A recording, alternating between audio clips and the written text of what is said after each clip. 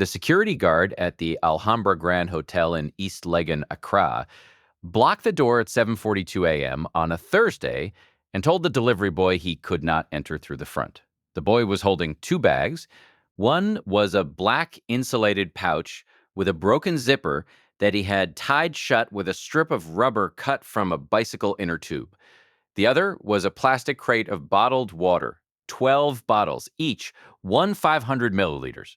He was wearing a yellow shirt with a grease stain on the left shoulder that no amount of Omo washing powder had ever fully lifted, brown trousers that ended 2 inches above his ankles, and a pair of rubber sandals with the right strap repaired with a bent safety pin.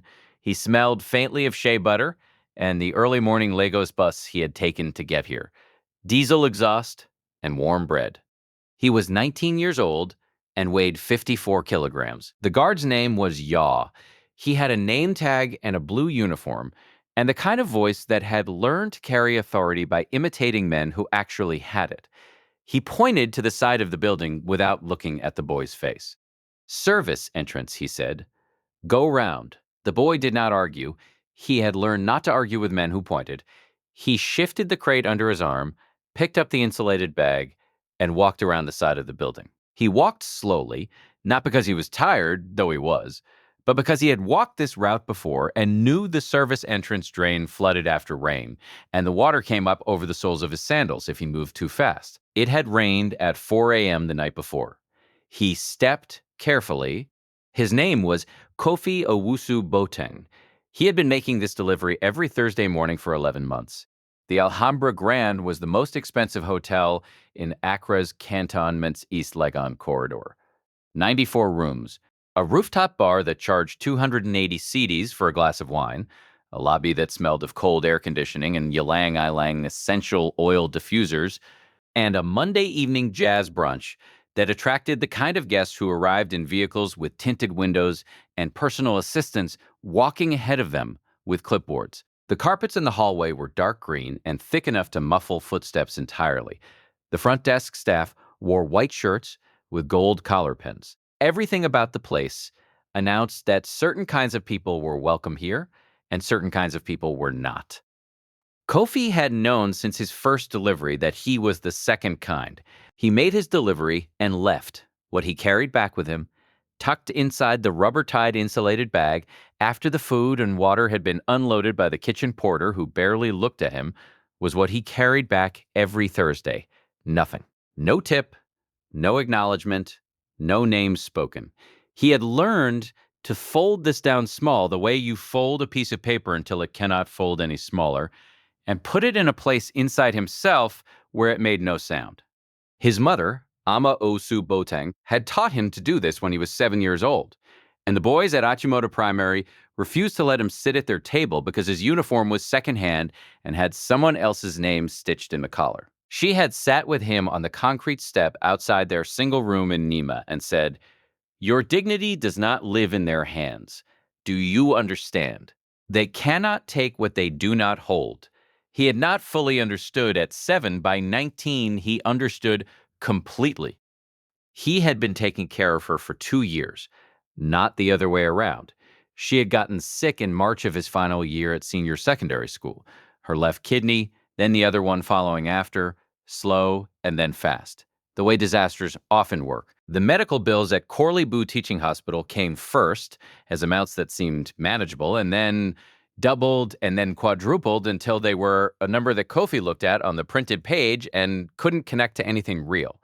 The doctor spoke in tones that combined clinical precision with careful pity, which was a combination Kofi had learned to read. It meant they were telling him a hard thing and trying to make it softer, but the hard thing stayed hard regardless of the softening. He dropped out of school 11 weeks before his WAS CE examinations. He found work the only way he knew how, by asking. He asked at the market on Ring Road first, then at the shops along Osu Oxford Street, then at the catering company run by a woman named Madame Constance Achimpong on Boundary Road in Labone, who hired him at 180 cedis a week to make breakfast deliveries to hotels, guest houses, and corporate offices across the east side of the city. He started at 5 a.m., Monday through Saturday, and finished by 11:30. He took a second job in the afternoons washing motorbikes at a garage on the Tima Motorway Access Road for 60 cedis a week. He took a third job on Sunday mornings helping carry market goods from the Macola trucks to the stalls, which paid in goods rather than cash, but meant his mother had yam and onions and sometimes fresh tilapia at the end of the week. He kept a record of every CD. The record was written in pencil in a green exercise book, the kind with the multiplication table printed on the back cover that he kept under his mattress. Every Thursday evening, he updated it. He had done this for 23 consecutive weeks without missing an entry. His mother did not know about the exercise book. She thought he was managing. She did not know how specifically he was managing. On the first Thursday of June, Kofi arrived at the Alhambra Grand at 7:42 a.m. as usual. He carried the same insulated bag, now with the broken zipper retied because the rubber strip had snapped the previous Monday, and he had found a new piece of inner tube on the roadside near Tete Quarshi interchange. The crate held 12 bottles of 500 milliliters Voltic water. He wore his yellow shirt, which he had washed the night before in the bucket in the bathroom of the one room in Nima. It was still slightly damp at the collar. Yaw, the security guard, was at the front door again. Beside Yaw today was a second guard Kofi had not seen before, a younger man with new boots and the look of someone recently promoted and eager to demonstrate it. His name tag read KWAME. He was standing very straight. They looked at Kofi coming. The younger guard said something low to Ya, who replied without turning his face away. They both laughed. It was the particular laugh that men sometimes use when they want a third person to know they are being laughed at. Not quite loud enough to be confrontational, exactly loud enough to land. Kofi adjusted the crate under his arm and walked toward the side entrance. He did not look at them. This was not because he was afraid or ashamed. He had understood by now that some people used visible cruelty, the way others used fences, as a property marker, not a weapon. He was not on their property. He had his own. He went around the side. The drain had flooded again. He stepped carefully, the way he always did. In the service corridor, the kitchen porter who usually processed his delivery, a man named Fifi with a missing lower left molar and a habit of humming high life to himself, was not there. In his place was a woman Kofi had never seen before. She was young, maybe 22, and she had the slightly alarmed expression of someone on their first week in a new job. Her uniform was too large for her shoulders. She looked at Kofi's delivery sheet and frowned. "The name here," she said, "Owusu Boateng. This is for the third floor, yes?" "Yes," Kofi said. "Kitchen delivery for Suite 304 and the executive breakfast room. Same as every Thursday." She checked her sheet again. She checked it a third time. She looked up at Kofi and then back at the sheet with an expression he could not fully read. "Give me one moment," she said, and walked away with the sheet still in her hand, disappearing through the door that led to the hotel's main operations office. Kofi set the crate down on the concrete ledge and waited. He had nothing to do but wait. He was good at waiting. 3 minutes passed, then 5, then 8 by the small yellow clock mounted on the service corridor wall. Through the thin wall behind him, he could hear the sounds of the hotel's morning: kitchen noise, muffled music from the lobby, the whir of an industrial elevator. The Alhambra smelled differently back here. Cooking oil and bleach and the faint, warm smell of commercial laundry machines running nearby. Not ylang lang, not cold air. At 7:58 a.m., the door from the operations office opened. What came through it was not the young porter in the oversized uniform. It was a man Kofi had seen only from a distance on his previous deliveries, the hotel's general manager, Mr. Nana Mensa Opoku, identifiable by his dark suit and the particular way he carried himself, which was the walk of a person who had moved through many rooms and learned that the room adjusted to him and not the other way around. He was 52, solidly built, with close-cropped gray at his temples and reading glasses pushed up on his forehead. Behind him was the young porter with the oversized uniform, still holding the delivery sheet. Mr. Mensa Opoku looked at Kofi. He looked at the crate of water and the rubber-tied insulated bag. He looked at the yellow shirt.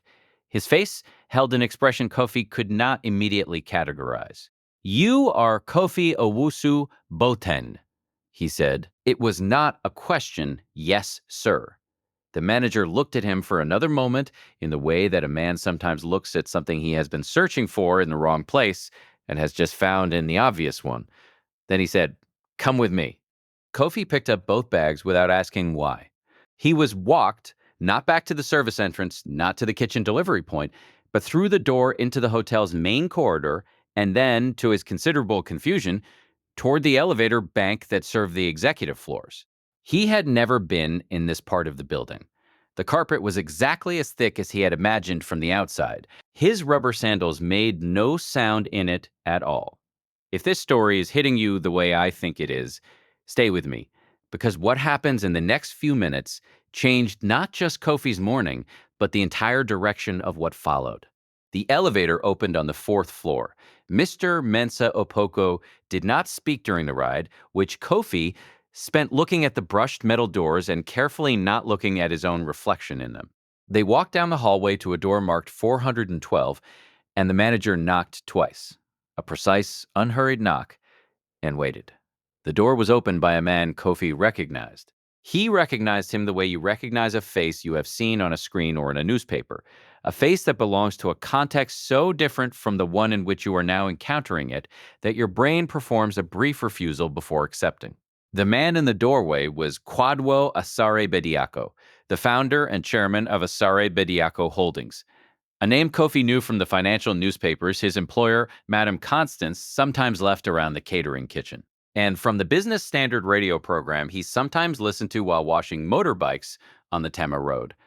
Asare Bediako Holdings had interests in real estate, cold chain logistics, agricultural distribution, and this was the part Kofi's brain was now catching up to: a growing network of commercial catering and food delivery operations across 5 regions of Ghana. The man was 61 years old and about the same height as Kofi, and he was looking at Kofi with attention. "You have a green exercise book," Kwadwo Asare Bediako said, "under your mattress in Nima. In it you have recorded every delivery you have made, every amount you have earned, every medical bill, every repayment, in pencil for 23 consecutive weeks." Kofi did not say anything for a moment. He was working through what he had just heard and how it was possible. "How do you know that?" he said finally. The man in the doorway opened the door wider and stepped back. "Come in," he said. "Both of you." Mr. Mensa Opoku followed Kofi inside. The suite had a sitting area with a view over East Legon, the morning light coming in yellow and flat across a glass table, on which sat a laptop, several printed documents, and a coffee cup from the hotel's in-room service. On the chair beside the table was an elderly woman in a pale blue house dress. Not a guest, by her manner, but someone who lived in proximity to this man and was accustomed to being in his rooms without ceremony. She was watching Kofi with the patient, slightly measuring look of someone who had known this moment was coming for a while. Her name, Kofi would learn, was Auntie Abba.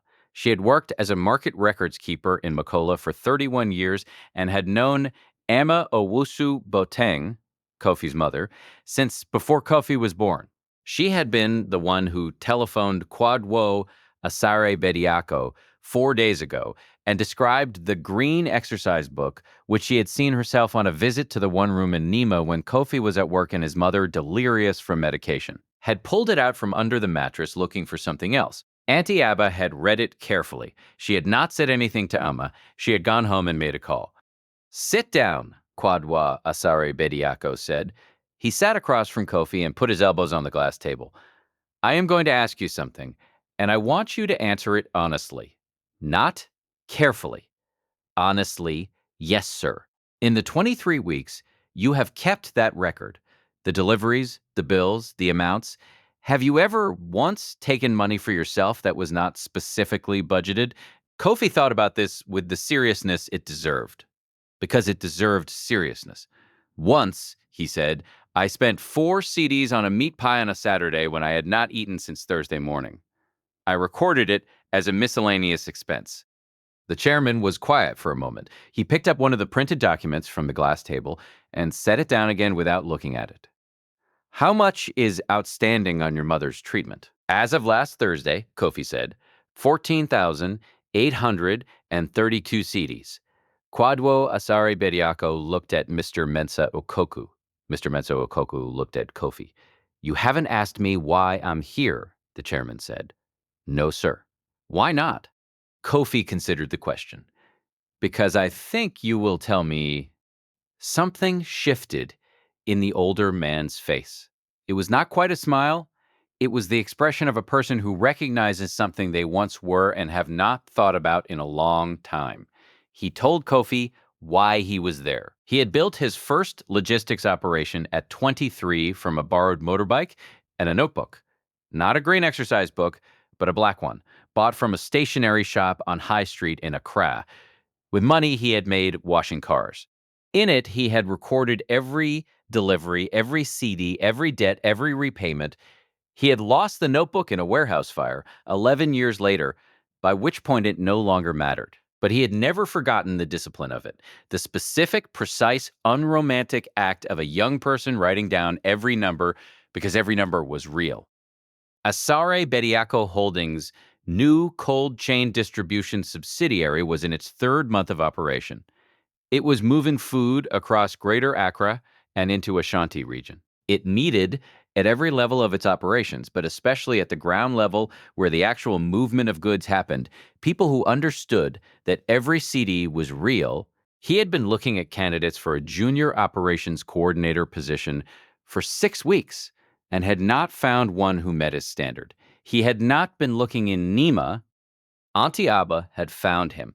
The position paid 1,400 cedis a month. It included health coverage, which extended to immediate family members. The first 3 months would be a structured training period with a senior logistics manager. At the end of 3 months, if both parties agreed, the contract would be formalized for 2 years with a review structure. Kofi sat with this information for a moment in the way that a person sometimes sits with something so large they need to let it become real before they respond to it. The morning light had shifted. It was now 8:24 a.m. outside. The city of Accra was going fully into its Thursday traffic building on the roads below, buses groaning on their routes, the market vendors calling, the city doing what the city does. I would like to accept, Kofi said, but I want to be honest with you first. The chairman said nothing. He was listening. I dropped out of school 11 weeks before my WASCE. I have not taken it. I do not have a certificate. If that changes what you have said to me, I need to know now. Kwadwo Asari Bediako picked up the printed document again. He turned it toward Kofi. It was Kofi's delivery record from Madame Constance's catering service, 11 months of delivery logs, printed and annotated in red pen by someone who had gone through it carefully. You delivered here, the chairman said, every Thursday for 47 weeks without a single missed delivery, a single complaint registered in this hotel's operations log. You organized a routing system for Madame Constance's other drivers that cut their fuel costs by roughly 11%. You are aware of this? I suggested it, Kofi said. She decided whether to use it. She used it? Yes, sir. Your WASCE, the chairman said, is something you will take. We will make an arrangement with an evening program. That is not the question in front of us today. He placed the document flat on the table. The question is whether you want the position. Auntie Abba, from her chair, pressed both of her hands together in her lap and looked at the window. Yes, Kofi said, I want it. What happened next took 7 days. On the first day, Kofi made his regular Thursday delivery at the Alhambra Grand and said nothing to anyone about what had occurred in Suite 412, partly because he was not certain yet that it was fully real, and partly because he was by nature a person who confirmed things before he announced them. He made his deliveries on Friday and Saturday. On Saturday evening, he updated his exercise book.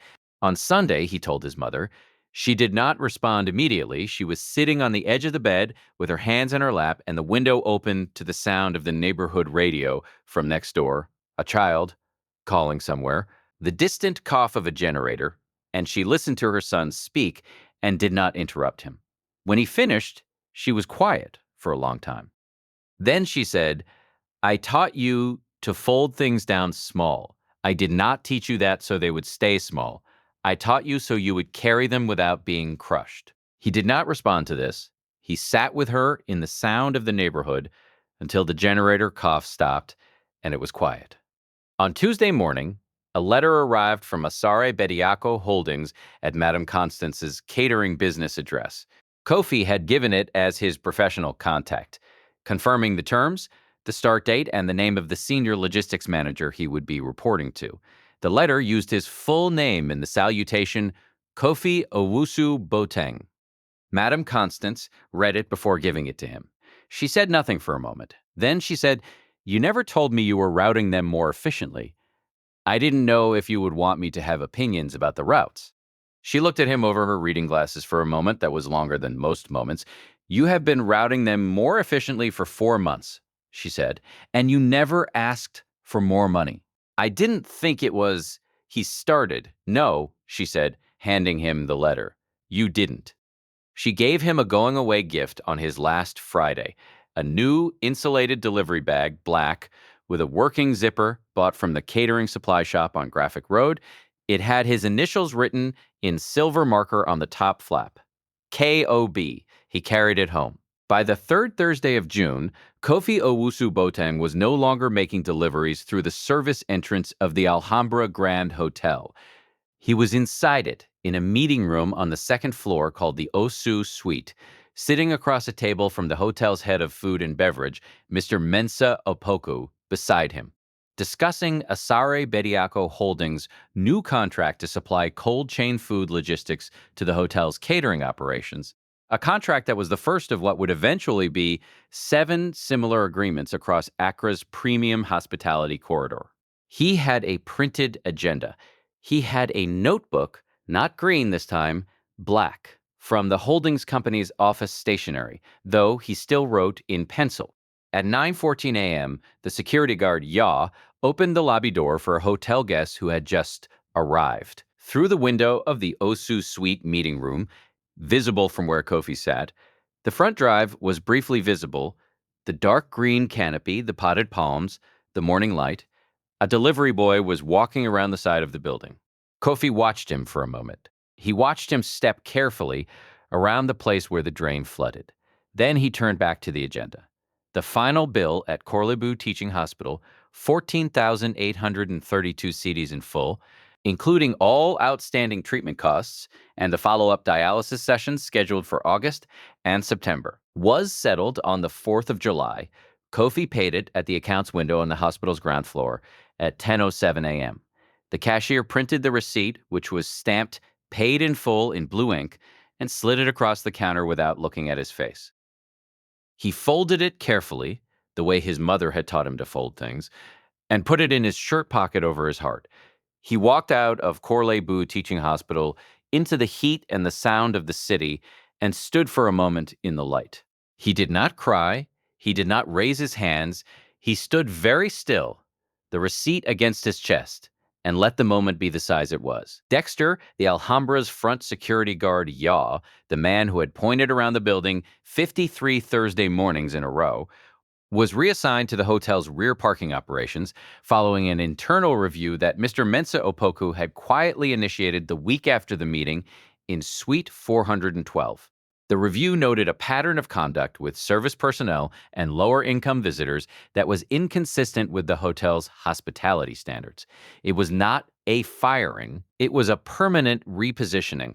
Ya would work the same hours, the same uniform, but no one would approach him first, and no one would be turned away by him. The first week after the repositioning, the hotel brought in a hospitality values training program for all security and front of house staff. One full day, facilitated by an external consultant, covering dignity and service, unconscious bias, and what the printed materials called visible versus invisible worth. It was held in the Osu Suite on a Tuesday. The hotel's general manager attended all 7 hours of it. The young guard Kwame, to his credit, asked the most questions of anyone present. There is a thing that happens to people who are treated as though they are invisible for long enough. They learn to carry themselves as though they are. They learn to take up less space, speak less loudly, walk around the edges of rooms. They develop the permanent posture of a person who knows their presence is at best tolerated and at worst actively resented. This is not weakness. It takes enormous strength to carry yourself quietly and with intact dignity when the world is systematically teaching you that you are not worth looking at directly. What Kofi Owusu Boateng carried into the Alhambra Grand Hotel every Thursday morning for 11 months was not just food and water. He carried record-keeping discipline that would have been recognized immediately in someone who looked like they belonged in a boardroom.